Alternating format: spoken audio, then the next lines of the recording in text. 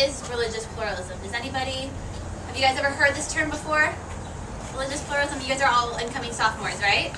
I'm trying to think, I have a sister who's also your guys' age, so I'm trying to think what, you know, what she's been exposed to. What is religious pluralism? It's like when you work to accept and understand other religions and past kind of like, oh, I know what that is, and I know it's like you're working to understand the religion in a deeper way and see how it relates to you and your religion. Yeah.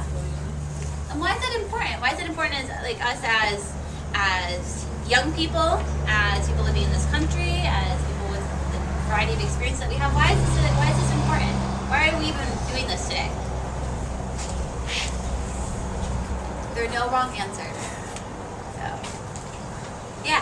Because sometimes if you don't know a lot about religions, you tend to make stereotypes about them, and it's important to be open to them and kind of know about them and accept them.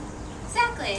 Yeah, you want to add to that? Yeah, it's also important because you said like why is it important in this country, and because like here we don't really have a specific religion like country religion that everyone does, and like everybody does, like there's so many different religions here that it's like if you're not like if you don't know about religious pluralism and that type of stuff, then you're kind of like out of the loop and you're like only focusing on yourself.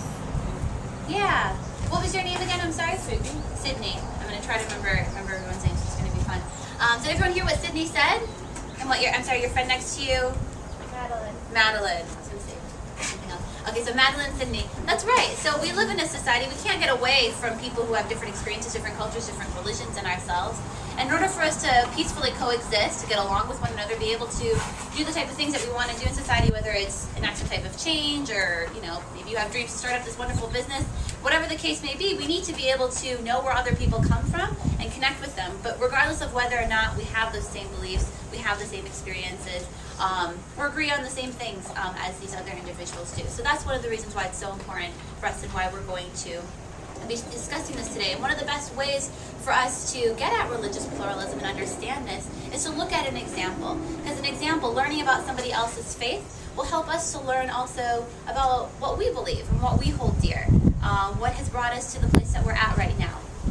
So that's why I'm going to tell you guys a little bit about myself. I'll tell you guys a little bit about the faith that I subscribe to, and we'll hopefully then be able to have a really great conversation